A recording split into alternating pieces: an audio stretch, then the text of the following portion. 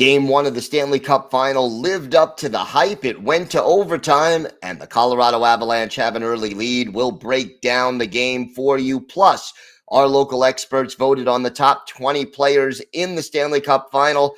Let's see if you agree with what our experts have to say. All that and more coming up on today's Locked On NHL podcast. You're Locked On NHL, your daily podcast on the National Hockey League. Part of the Locked On Podcast Network, your team every day.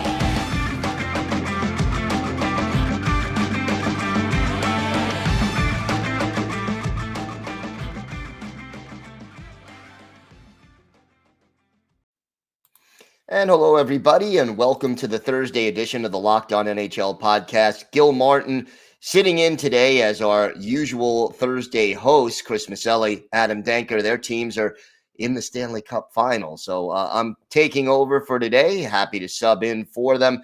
Thank you for joining us today, and thank you for making Locked On NHL your first listen every day.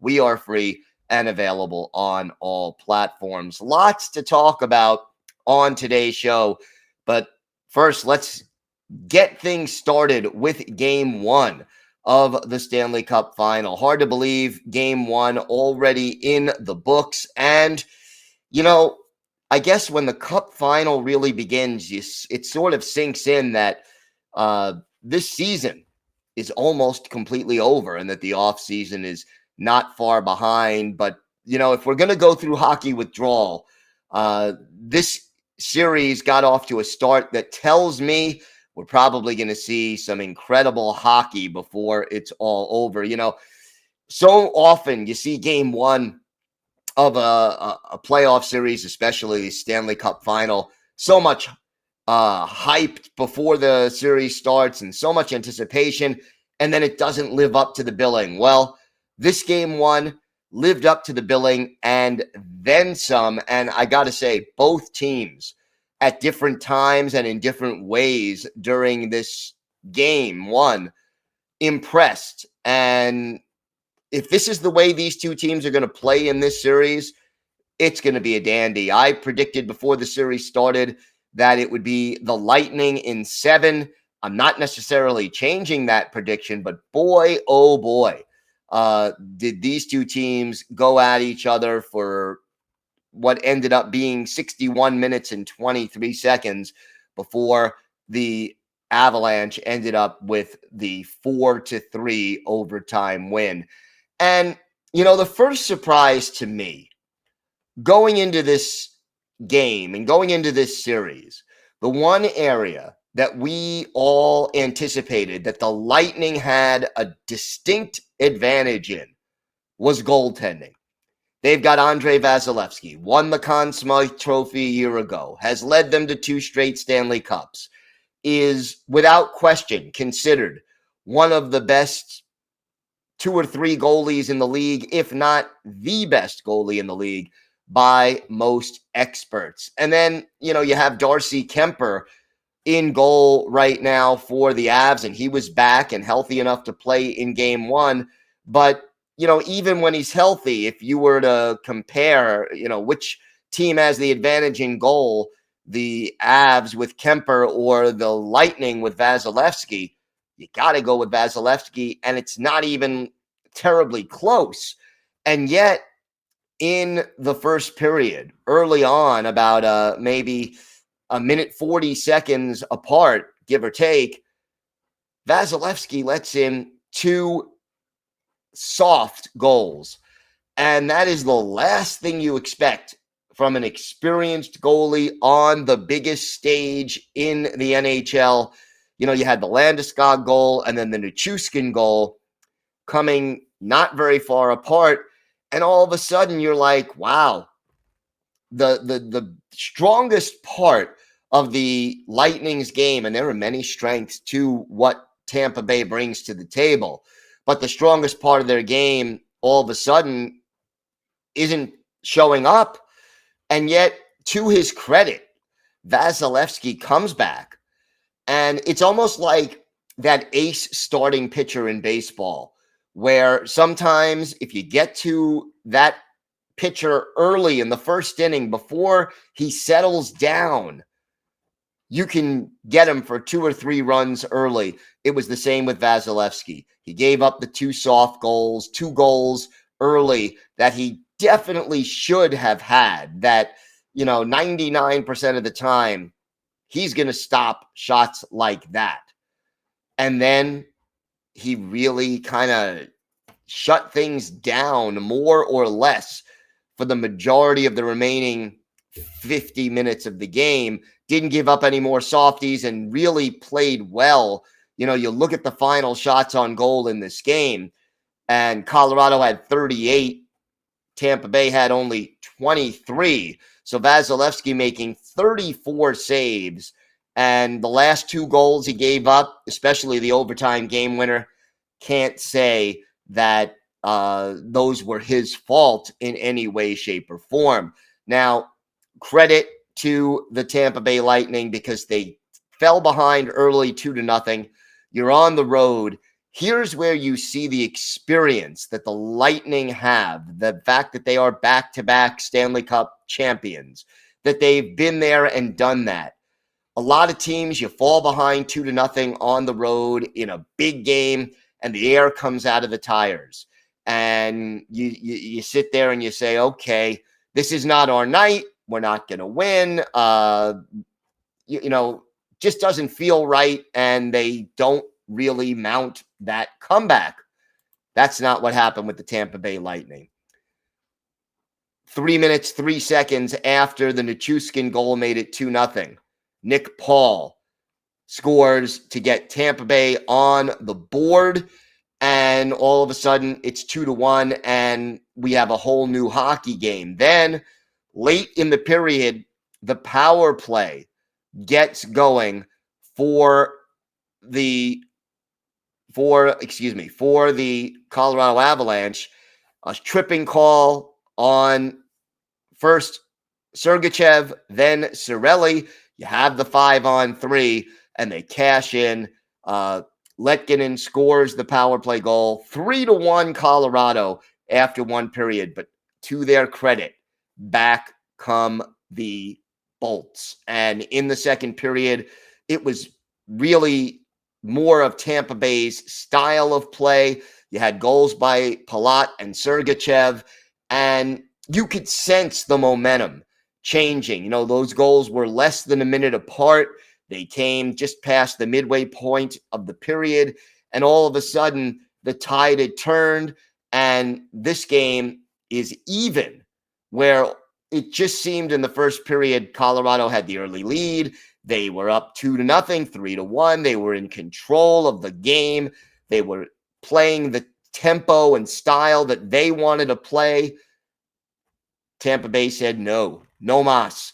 Came back, played very well, got the game even, and really sort of scratched and clawed their way. Vasilevsky played well, and you had the 2 quick goals, and all of a sudden, you're heading into the third period, and it's anybody's hockey game. Now, one other thing I wanted to touch on, the physicality in this game, very, very impressive. Just a lot of hits. Eric Johnson of Colorado had 6 hits. Darren Helm, 10 hits in 15 minutes and 7 seconds for Colorado. Meanwhile, on the other side of things, 6 hits for Sergachev to lead Tampa Bay, but Alex Killorn had 5. Pat Maroon had 5. These 2 teams went at it. They were physical, and it really was, by the time you got into the third period, it had settled down to become a very tight, very exciting game with quality chances on both sides. We've got more to get to on today's episode. We will continue to discuss Game 1, plus our local experts ranked the top 20 players in this Stanley Cup Final. We'll go over the list, see if you agree, if I agree, because I have some questions about it. So all that and more still to come on today's Locked On NHL podcast. Today's episode is brought to you by your friends at Built Bar. You know how Built is always coming out with new amazing flavors? Well, This time, Built has truly outdone themselves with their new mud pie flavor. And for the first time, Built is introducing the new mud pie flavor in both a mud pie bar and mud pie puffs. Not sure what mud pie tastes like? Well, if you're a chocolate fan, you better sit down for this one. The new mud pie bar is rich whipped cream and chocolate mousse, smothered in 100% real chocolate and topped with cookies and cream crumble. I'm getting hungry just reading this thing. I mean, you've got to try mud pie as soon as possible, and you need to hurry because the mud pie bar and mud pie puff are only available for a limited time. Visit Built.com to taste the deliciousness for yourself. Not convinced? Well, we saved the best for last. It's actually good for you. No, really. All Built products are low in calories, high in protein, and low in sugar. Mud pie is packed with 16 grams of protein, only 150 calories, and just 8 grams of sugar. It's like your mom baked the most deliciously creamy chocolate mud pie and wrapped it up just for you. And look, what's great about it? All Built bars are made with collagen protein, which your body absorbs more efficiently and provides tons of health benefits. Eat something that tastes good and is good for you. Go to Built.com, use promo code LOCK15, and you can get 15% off your order. That's promo code LOCK15 for 15% off at Built.com. So there was no scoring in the third period. But again, both teams had their chances. I think the Avalanche had a few more quality scoring chances. Part of that was they were at home. They had the last change. They had some of the lineup matchups that they wanted. Part of it was, I think, that they are a little bit of a faster team, especially on defense with guys like Cale Makar and Devon Taves. So overall, I think most of this game, with the exception of, parts of or the majority of the second period, but most of this game was played in the tempo that the Avalanche would have preferred. And, if you're the Lightning, you don't want to be giving up 38 shots on goal in a game. So nobody ends up scoring. Late in the third period, however, a delay of game call on Pat Maroon. He lifted the puck over the glass, didn't deflect off a player or the boards or anything else. And with 1:24 left in regulation, Colorado gets a power play. Credit to the Lightning. They kill it off. It carries over into overtime. But just 1:23 into the overtime, Andre Burakovsky gets the game winner. There was a turnover at center ice. Then the puck deflected. And when Burakovsky got the puck on his stick, can't blame the goaltender at all, because Vasilevsky was over to the right side of his crease. And when the puck deflected and was quickly passed to the right side, if you're an Avalanche player, so the left side of the goal, that's where all of a sudden you have Burakovsky there, and the half of the net is just wide open. No chance for Vasilevsky to get back and cover that side of the goal. And it is a game winner, 4-3, the final score in favor of the Avalanche. And just an exciting game all the way around. And credit to both of these teams for playing very entertaining hockey. But the Avalanche get game one. Gabriel Landeskog, a goal and an assist. Nichushkin, a goal and an assist. 2 assists for Mikko Rantanen. And then, of course, Andre Burakovsky with the game-winning goal in this one. What a thrill it was. Interestingly enough, by the way, the line of Letkinen, Helm, and O'Connor, all minuses for the Avalanche. Letkinen and Helm -2. O'Connor a -1. Every other player on the Avalanche was at least even, except for defenseman Eric Johnson. He was also a -1. But I'll tell you, if this game is the portent of things to come, we're in for one heck of a series. I predicted this series would go 7 games, and I'm sticking with that pick. All right, so our local experts have their top 20 players in the Stanley Cup Final. I'm going to put that up for those of you on YouTube. You can look at that graphic right now. And, it's interesting because you look at the way this is. I'll start at the bottom 5. The 2 goaltenders, Kemper and Francouz of Colorado, 16th and 17th on this list. I would have thought there would be a little more separation between them and that Kemper would be a little bit higher. But I think overall, the fact that there are so many talented players on this list is the reason why they're so low down. And then the uncertainty as to whether Kemper would play, and if so, how effectively. Our game 1 goal scorer, Andre Burakovsky, he is 18th. Ross Colton of the Lightning, 19th. And Bowen Byram is 20th on this list. Anthony Cirelli was 15th, just to close out the 15 through 20 list on this countdown. As far as 11 through 15, Devon Taves of Colorado, 11. Corey Perry in the 12 spot from the Lightning.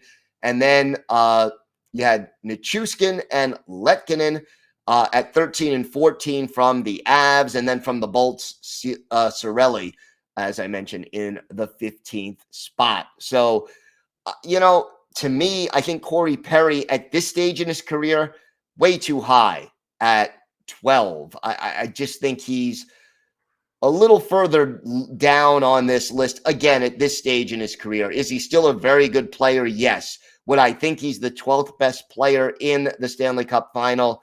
No. Devon Taves at the 11 spot. Well, Taves, a quality defenseman, and I think the fact that opposing teams have to account for Cale Makar first makes Taves, who's a very good player on his own, even more effective. When we return, we will go over the top 10 on this list, top 20 players in the Stanley Cup Final. So we've got more to get to right here on the Locked On NHL podcast. We have an important favor to ask you. We've put together a survey so we can learn more about listeners like you and make your favorite Locked On podcasts even better. This is your opportunity to tell us what you like and don't like about Locked On Podcasts. So go to lockedonpodcast.com/survey right now to get started. It won't take very long, and everyone that completes a survey can qualify for a chance to win one of 10 $100 Ticketmaster gift cards. To take our audience survey, go to lockedonpodcast.com/survey, and thanks for your help. So, continuing the list, and those of you on YouTube, I'm putting it back up. Number 6, Victor Hedman, Mikko Rantanen, 7, Braden Point, 8, Gabriel Landeskog, 9, Andre Palat, 10. To me, Landeskog being 9 is way too low. I just can't see him being that far down. Yeah, I know he missed time because of injuries this year. No question that his final statistics, he wasn't a 40 goal scorer like he would have been had he been healthy all year. But to me, Landeskog should be higher on this list, as should Victor Hedman. I just think Hedman is such a great two-way player and, contributes offensively, is big, physical, sound both positionally on defense and good at physically taking opposing players out of the play, clearing them away from his crease. Hedman, to me, should be higher than 6th on this list. And then the top 5, Steven Stamkos at 5, Nikita Kucherov at 4, Andre Vasilevsky at 3, and then the top 2, both from the Avalanche, Nathan MacKinnon at 2, and Cale Makar at 1. And it is hard for me to disagree with Makar. as the number one. I might look to switch Vasilevsky up to 2, just because I think goaltending is so critical in the playoffs. And Vasilevsky is one of the biggest reasons that the Tampa Bay Lightning are playing for their chance to be the first team to three-peat in the NHL since the New York Islanders did it back in 1980, 81, 82, and 83. They won 4 straight. Nobody, not even the great Gretzky teams in Edmonton in the 80s, has won 3 straight since that Islanders dynasty team in Tampa Bay. 4 wins away from a chance to do that. And to me, Vasilevsky, even though he gave up those 2 soft goals in game 1, he is, I think, right now, the best goalie in hockey, and he should be higher than being ranked number 3. Now, again, not to take anything away from Nathan MacKinnon, I think he's outstanding. Look, you're in the Stanley Cup Final. These top 20 players, there are so many great players. Teams don't reach the Stanley Cup Final without having a deep and talented roster, and these 2 teams are no exception. And one of the reasons that I was so enthused about this matchup, to me, if you want an entertaining Stanley Cup Final, I don't know if there would be a matchup that would have been better. Yeah, the New York Rangers would have been a great story. The Edmonton Oilers would have been a great story. No Canadian team has won the Cup since 1993. And you got so many great players on that team, your Dreisaitl's and your McDavids. But top to bottom, looking at these rosters, when you combine talent, depth, experience, Colorado and Tampa Bay, to me, probably as good a matchup as you were going to get. And I, as a hockey fan and as someone who covers the game of hockey, someone who's been watching hockey longer than I'll even care to admit, but I do go back to the days of Bobby Orr and then the Broad Street Bullies as far as when I started watching this game. This is the matchup that I, as a hockey fan, without any skin in the game, really want to see. And you've got a Tampa Bay Lightning team that is trying to make history by three-peating, and a Colorado Avalanche team that is trying to overcome the disappointment of winning a couple of President's trophies and being a favorite and then falling short in the playoffs, and now has been as dominant as any team through the first 3 rounds of the playoffs and are gunning for their first Stanley Cup since I think it was 2001. So a lot at stake here, a very exciting series. It's going to be a good one, and here we at Locked On NHL will have it all for you, so make sure you stay with us. In fact, I will be back on Friday along with Rachel Donner as we continue to cover this series, and we'll talk some more about some of the coaching hires that have been made and all the latest news from around the league. That's going to do it for this episode of the Locked On NHL podcast. I'm Gil Martin. Thanks for joining me today, and hopefully Adam and Chris will be back next Thursday in their regular spot. Have a great day, everybody. Stay safe, and thanks for listening to the Locked On NHL podcast.